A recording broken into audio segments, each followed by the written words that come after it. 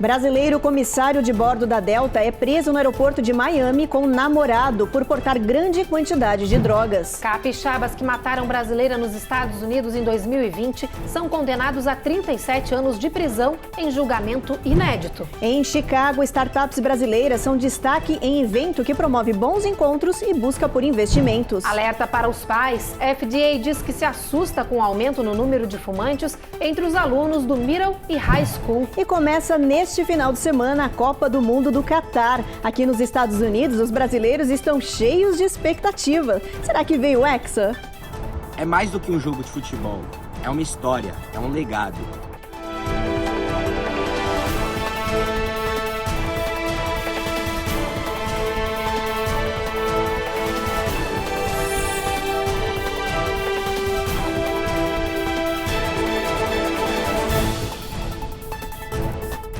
Olá, muito boa noite. Boa noite. A gente abre esta edição do jornal falando de inovação e criatividade. Dois assuntos aí que o Brasil tem tradição de sobra. E por causa dessas características, o país vem despontando agora em outra área, startups. Desde 2018, o Brasil vem ganhando espaço nesse setor. Em 10 anos, já possui mais de 20 mil empresas. É o 9º país mundial em startups de ponta. Mas essas empresas inovadoras querem mais. Agora elas querem desbravar o meio oeste americano, atrair aí investidores e operar no exterior também. E para isso, um grupo seleto de startups brasileiras foi apresentar suas ideias em Chicago. A Carolina Camargo foi lá conferir tudo com exclusividade.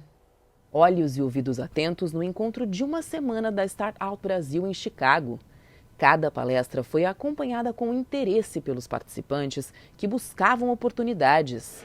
240 empresas brasileiras disputaram a oportunidade de estar aqui em Chicago hoje, mas apenas 15 foram selecionadas para a viagem por causa de suas ideias inovadoras. E o objetivo deste encontro é justamente atrair o interesse e o investimento internacional. A importância é conseguir que algumas startups com excelentes ideias consigam se internacionalizar. Algumas estão procurando se instalar nos Estados Unidos, outras procurando investidores e outras simplesmente procurando clientes nos Estados Unidos. Entre as startups brasileiras que se apresentaram aqui, a JobCam foi um dos grandes destaques. A empresa oferece entrevistas de seleção de emprego através de avatares que escondem o rosto e a voz do candidato. Com isso, a gente garante que o recrutador ou a pessoa gestora vai avaliar sua competência, habilidade e experiência, e não o seu gênero, sua raça, sua cor da pele, sua orientação sexual, etc. A Agendarte também foi apontada como uma startup com oportunidades no mercado nacional e internacional. O programa, criado para a área de saúde, otimiza o tempo do profissional e evita prejuízos no faturamento. A gente é um sistema, a gente é um software que a gente analisa 12 características do paciente, desde idade, gênero, endereço onde mora, enfim, 12 atributos, e baseado nesses atributos a gente faz uma análise para ver qual que é a chance dessa pessoa ir ou não ir numa determinada consulta. Foram 5 dias intensos de maratona de apresentações, encontros e discussões de programas que oferecem soluções para os problemas da vida moderna. As 15 empresas brasileiras tiveram 3 minutos para apresentar suas ideias. No final, as startups foram avaliadas por um público qualificado que elegeu as 3 melhores. Essa é a Startup Brasil de número 14. O programa já passou por 9 países na América Latina, Europa e Ásia. Em todas as edições anteriores, 60% das empresas conseguiram fechar negócios. Nosso programa ele já tem mais de 5 anos, a gente apoiou já mais de 300 empresas e startups brasileiras que geraram mais de 24 milhões de negócios e aí esperamos que esse número só aumente. O Brasil é pioneiro quando se trata de inovação. Desde 2018, o país vem se destacando no setor de startups. Já são mais de 20 mil empresas.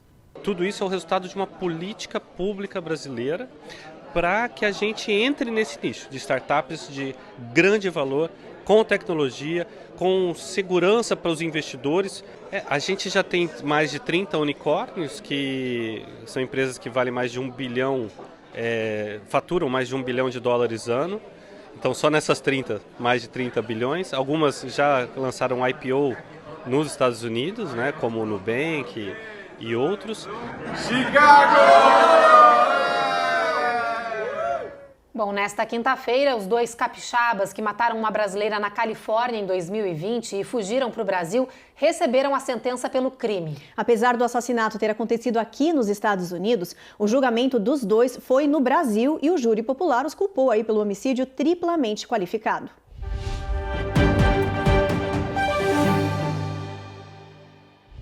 Tiago Felipe Souza Bragança e Wenderson Júnior da Silva foram sentenciados a 37 anos de prisão em regime fechado. A pena será cumprida no Brasil. O julgamento dos 2 aconteceu em Vitória, no Espírito Santo, onde ambos foram presos em 2020 depois de fugir para a região após assassinar a brasileira nos Estados Unidos. Ana Paula Feitosa dos Santos Braga tinha 24 anos quando foi morta pela dupla por asfixia na casa que havia acabado de alugar em Los Angeles, na Califórnia. O júri popular considerou que os 2 deveriam ser condenados por homicídio triplamente qualificado, considerando o motivo fútil, impossibilidade de defesa da vítima, ocultação de cadáver e furto. No tribunal, a dupla de capixabas se declarou culpada pelo crime.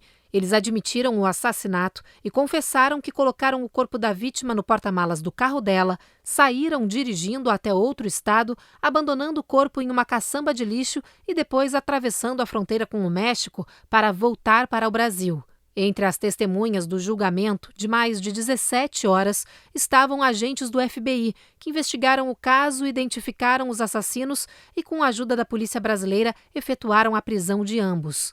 Foi através de um acordo judicial entre os 2 países que a justiça brasileira conseguiu fazer com que o crime fosse julgado no nosso país, mesmo tendo sido cometido aqui nos Estados Unidos. É a primeira vez que isso acontece e o caso pode abrir precedentes, segundo especialistas. Crime horrendo esse cometido por esses 2 indivíduos, mas que foram então condenados por um tribunal do júri pelo Estado do Espírito Santo no Brasil. Mas, juridicamente falando, o questionamento, a curiosidade é como que um crime que aconteceu aqui nos Estados Unidos, ele é então julgado no Brasil. É porque a vítima era brasileira. E quando a vítima tem nacionalidade brasileira, os tribunais no Brasil se reservam o direito, a jurisdição, para então processar e condenar esses réus. Felizmente, também nesse caso, ficou comprovado que o crime não compensa, mesmo que cometido a 15 mil quilômetros de distância. E olha, ainda falando de brasileiros, 2 homens foram presos por tráfico de drogas no Aeroporto Internacional de Miami, num voo que vinha direto do Brasil. Eles traziam 3 tipos diferentes de drogas na mala. Um dos brasileiros é comissário de bordo da Delta Airlines, mas estava de folga. Marcelo Chaves, de 44 anos, e Ronaldo Maldonado, de 35, foram detidos quando desembarcavam de um voo da American Airlines em Miami. Nas malas, eles traziam drogas escondidas em frascos de cosméticos. A polícia encontrou 9 comprimidos de metafetamina, cerca de 200 gramas de ketamina e um narcótico conhecido como GBL. O canal local 10 News mostrou imagens de Marcelo Chaves se apresentando na corte de Miami. Quando a juíza perguntou o que ele tinha na mala, o brasileiro respondeu metafetamina e foi repreendido pelo advogado, que mandou que ele ficasse quieto. The methamphetamine. Marcelo, do not speak. Don't talk. I got it under control. O brasileiro tem cidadania americana, mora em New Jersey, é comissário de bordo da Delta Airlines, mas estava de folga. Ele tinha viajado com um companheiro para o Brasil e estava regressando quando foi flagrado violando a lei. Marcelo enfrenta as acusações mais graves, já que as drogas estavam na mala dele. A justiça abriu uma investigação. A fiança foi fixada em $115 mil. A sentença final ainda não foi definida. O companheiro dele, Ronaldo Maldonado, está listado como co-réu. Depois do intervalo, a gente fala sobre a saúde dos jovens. Um levantamento do governo mostra o aumento assustador de fumantes entre estudantes do middle e high school. E tem reportagem também sobre a ansiedade e os novos estudos que mostram ser possível tratar aí mesmo casos severos sem medicamento.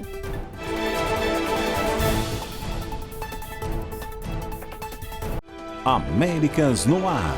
Oferecimento Automate Car Solutions. Excelência na compra do seu carro é o nosso compromisso. Rejub Chef. Melhore agora sua qualidade de vida. PermShield. Precisando construir ou reformar seu ambiente? Temos o piso ideal para você. Acesse permshield.com.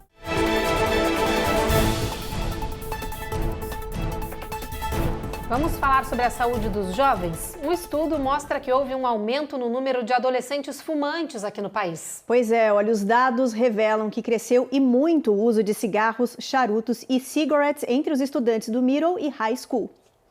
O relatório divulgado pela Administração de Drogas e Alimentos e pelo CDC mostra os impactos chocantes do fumo nas escolas.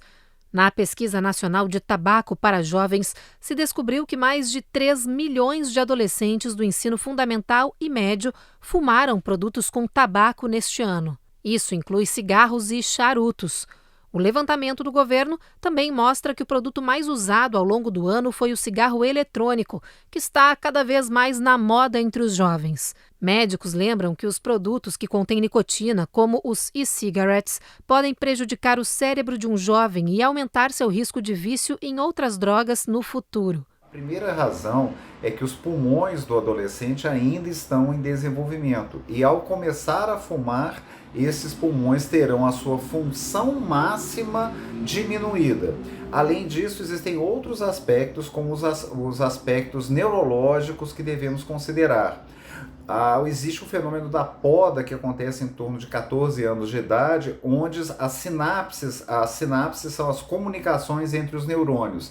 As sinapses que não estão sendo muito utilizadas, elas são cortadas e são desenvolvidas novas sinapses. Então essa pessoa que começar a fumar na adolescência terá desenvolvidas conexões neuronais para ficar mais adicta, mais dependente da nicotina.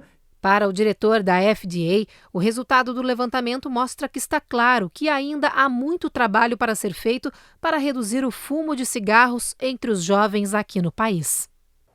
Olha, agora a gente fala de ansiedade. Com a crise econômica aí que o país está enfrentando ultimamente, os casos de ansiedade triplicaram no país. Mas um novo estudo defende tratamentos alternativos sem o uso de remédios. A gente está falando de controle de respiração e mente. Os médicos descobriram que quem pratica a terapia chamada Mindfulness ou atenção plena consegue resultados tão bons ou até melhores que a medicina convencional.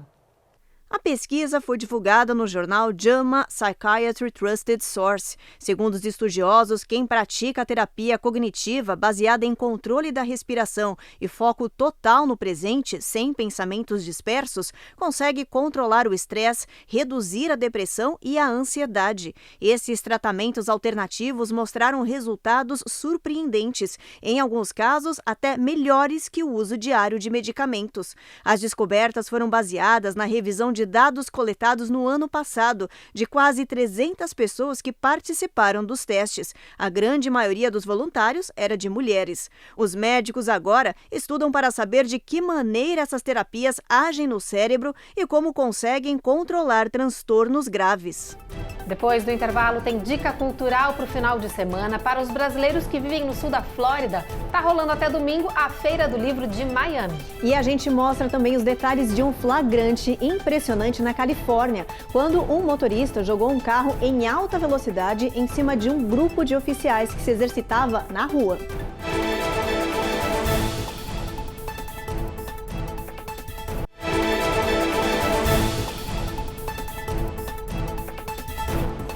Estamos de volta e com um flagrante impressionante aí de um atentado contra agentes de segurança da Califórnia. As câmeras de segurança de uma casa capturaram o momento exato em que um motorista joga um veículo em cima de um grupo de policiais que corria em um treinamento na rua. A imagem mostra um grupo de novos recrutas da polícia de Whittier correndo na rua. Passa um carro por eles e, de repente, um outro motorista coloca o veículo na direção do grupo e acelera. A imagem congela para não mostrar a cena terrível. A gravação continua segundos depois, mostrando muita fumaça e desespero. As autoridades dizem que o grupo de 75 novos recrutados estava participando de exercícios perto da delegacia na quarta-feira, quando o carro desceu a rua e os atingiu em cheio. Pelo menos 25 dos agentes foram feridos e levados para hospitais da região. Alguns tiveram perda de membros e lesões cerebrais. 5 dos agentes estão em estado crítico. As autoridades não acreditam que o que aconteceu foi um acidente, mas o caso ainda está sendo investigado. O motorista Nicolas Joseph Gutierrez, de 22 anos, foi detido, solto sob fiança ontem à noite e agora aguarda julgamento em liberdade. Os investigadores trabalham para cumprir mandados de busca na casa e em todas as mídias sociais do jovem, para descobrir se ele expressou alguma opinião anti-polícia e se ele pode ter jogado o carro em cima dos agentes por crime de ódio. Agora a gente tem uma boa dica para os brasileiros que vivem no sul da Flórida. Tá rolando até este final de semana a Feira do Livro de Miami. Pois é, olha, o evento anual reúne aí mais de 500 autores e tem na programação muitos expositores, música, palestras e painéis de discussão sobre algumas das obras. Essa feira de rua, que sempre reúne muitos brasileiros, acontece neste ano até o próximo domingo, no campus de Wolfson da Faculdade de Miami-Dade. Olha, há estacionamento disponível no local. Para mais informações, basta procurar aí na internet sobre Miami Book Fair. Os ingressos custam $10 por adulto, 5 para crianças de 13 a 18 anos e a entrada é gratuita para menores de 12 anos. E olha, a mulher mais alta do mundo está em busca de um emprego na Bay Area, aí na Califórnia. Mas olha, ela não quer só um trabalho não, viu? Ela já avisou que está em busca aí de uma oportunidade para inspirar outras pessoas a sonhar grande, gente, assim como ela. Rumeisa, a mulher mais alta do mundo, está visitando a Bay Area na Califórnia, mas não quer voltar para casa. Ela é natural da Turquia e fez sua primeira viagem de avião agora para realizar o sonho de chegar aos Estados Unidos. Para isso, a equipe da companhia aérea Turkish Airlines fez uma super operação para que a turca tivesse todo o conforto na viagem. Aos 25 anos, Rumeisa tem 2,1 metros de altura e acumula 5 recordes mundiais no Guinness Book, incluindo o título de mulher mais alta do planeta. Na Bay Area, ela diz que não está apenas procurando um trabalho, mas também educando as pessoas sobre uma doença rara e inspirando confiança e amor próprio. A síndrome de Weaver afeta apenas 150 pessoas no mundo. Ela é caracterizada por uma maturação óssea acelerada, associada com anomalias neurológicas, crânio-faciais e de membros. Nessa passagem pelos Estados Unidos, que Rumeisa espera ser definitiva, ela está focada em espalhar mensagens de determinação. Assim, ao lembrar que tudo é possível, a desenvolvedora de web diz estar confiante de que em breve será contratada por uma grande empresa de tecnologia nos Estados Unidos. E diz, nunca desista de seguir em frente e nunca deixe de acreditar em si. I am pretty sure you can make a difference in this world. Lindo, muito inspirador. Bom, depois do intervalo a gente fala da onda de frio intenso que chega neste final de semana no país, mesmo ainda faltando 33 dias para acabar o outono. Mais de 40 estados serão afetados. E tem a expectativa para a Copa do Mundo, que começa neste domingo no Catar. Em todos os Estados Unidos, a comunidade brasileira se prepara para acompanhar os jogos e torcer pelo Hexa.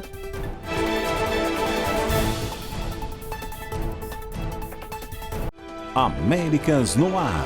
Oferecimento Automate Car Solutions. Excelência na compra do seu carro é o nosso compromisso. Rejube Chef. Melhore agora sua qualidade de vida. Prime Shield. Precisando construir ou reformar seu ambiente? Temos o piso ideal para você. Acesse primeshield.com.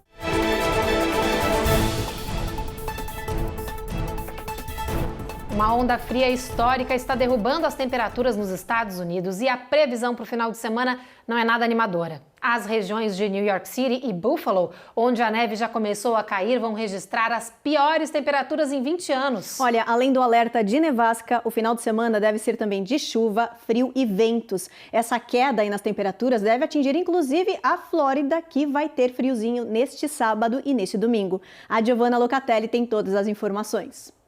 Ainda faltam 33 dias para acabar o outono, mas a temperatura fria que já atinge o país dá a sensação que já estamos vivendo o início do inverno. A onda de frio vinda do Ártico vai derrubar os termômetros em 48 estados do país. 70% da população do país vai sentir as temperaturas 10 a 20 graus abaixo do normal. Em algumas áreas vai ficar abaixo de zero. Só de ontem para hoje, o centro-oeste e nordeste americanos já registraram neve recorde. Estamos falando de pelo menos 30 centímetros de neve em regiões como Michigan, Minnesota, Nova York, Buffalo e Pensilvânia. Mais neve é esperada no final de semana. Se as previsões se confirmarem, essas regiões podem registrar as piores temperaturas dos últimos 20 anos. As autoridades já alertaram que são esperadas rajadas de vento e de até 50 milhas por hora, principalmente na região dos Grandes Lagos. Isso vai reduzir a visibilidade de forma significativa. A ordem é evitar sair de casa. Esse padrão de inverno, com temperaturas abaixo do normal, também deve atingir a costa oeste e sul do país. Áreas como Flórida, Texas, Louisiana e Califórnia vão ser atingidas também por um sistema de baixa pressão vindo da costa do Golfo. Isso significa que são esperadas chuvas, ventos e bastante frio. Existem alertas de atrasos e possíveis complicações em aeroportos de Houston e Miami por causa da chuva intensa.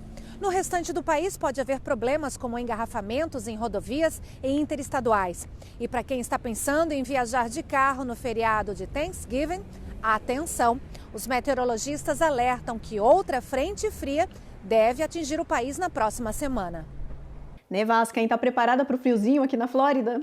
Já começou a cair a temperatura. Hoje a gente já veio com uma roupinha mais quentinha para o trabalho. É nessas horas, Ruth, que eu não sinto saudade de morar lá para o norte, porque realmente Nova York faz bastante frio quando tem esse tipo de tempestade. Agora aqui na Flórida já tô desacostumada. Faz 20 grauzinhos, né, Celsius, eu já tô congelando. A gente já tá com frio. Lá realmente a previsão lá é que caia 3, 4, 5 centímetros de neve, bastante, eu acho. Pois é muita neve. Eu já tô preparada, já fiz uma sopinha de ervilha hoje. O Fábio, que trabalha aqui com a gente, já gritou aqui no nosso ouvido que vai fazer uma sopinha de ervilha. Só falta você. Eu vou também, vou aderir essa moda. E, afinal de contas, quem não gosta de uma sopinha quentinha nesse friozinho, né? Vamos se aquecer e se proteger dessa nevasca que tá chegando. Lá no norte e o friozinho aqui. Bom, gente, vamos agora então para a previsão do tempo, vamos ver? Olha só, Boston, tempo encoberto, aí sol entre nuvens, mínima de 31, encoberto também em Nova York, sol em Washington, máxima de 50. Orlando e Miami, sol também, máxima de 82 e mínima aí nessa região de 51 graus Fahrenheit. Dallas e Houston, sol também, máxima de 60 graus em Dallas, mínima de 39, Evelyn. Pois é, agora a gente chega em Seattle e em Washington com mínima de 28 graus, gente, bastante friozinho, mas sol ao longo de todo o dia. São Francisco, na Califórnia, sol também. Los Angeles, a mesma coisa. Nessas regiões, a máxima fica entre 45 e não passa dos 50. A mínima, entre 43 e 47. E em Las Vegas, 40 de mínima, 59 de máxima, também com sol. A gente viu bastante temperatura baixa aqui no mapa, já dando a entender que o friozinho chegou para ficar por um tempinho. O inverno se antecipando, né? Isso. Chegando aqui. Bom, gente, olha, começa neste domingo no Catar a Copa do Mundo. É a primeira vez que o Mundial acontece em um país do Oriente Médio. Aqui nos Estados Unidos e, claro, em todo o mundo. Os brasileiros estão cheios de expectativas para acompanhar os jogos. E aí, será que vem o Hexa? Pois é, olha, é o que a gente espera, né? Agora a Eloá Urazem vai nos mostrar essa contagem regressiva aí, como que tá na nossa comunidade. A estreia da seleção canarinho na Copa do Mundo no Catar acontece só no dia 24 de novembro, mas a torcida brasileira em todo o mundo já está no aquecimento.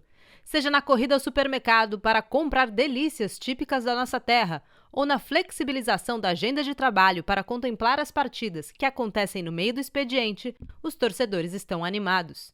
E eu vou acompanhar a Copa do Mundo, adoro assistir jogos de Copa do Mundo, eu acho que não só os do Brasil, mas das outras seleções também tem jogo muito bom vindo por aí. E essa Copa vai ser muito interessante, muito bacana de assistir. Eu pretendo assistir nos bares que alguns brasileiros estão combinando aí de se encontrar aqui. Vai ter muita torcida, vai ter muita festa. E é em nome desta festa toda que muita gente decidiu treinar o drible junto aos chefes. Uma pesquisa da agência Offerwise mostrou que 67% dos brasileiros dizem que é muito provável que assistam aos jogos da nossa seleção na Copa, mesmo que as partidas da fase de grupo aconteçam em dias úteis durante o horário comercial. Esse otimismo também é refletido nos bolões mundo afora. A seleção brasileira é a favorita nas principais casas de apostas da Europa e no Brasil, e por isso é uma das apostas com menor retorno, pagando em média apenas 5 vezes o valor investido.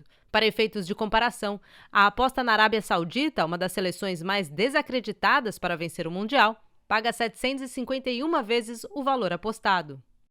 Mas antes de apostar em um placar ou um time campeão, é importante calcular todas as variáveis. Ao escolher o Catar para sediar a Copa do Mundo de 2022, por exemplo, a FIFA assumiu um grande risco e vê esse problema se desenrolar agora.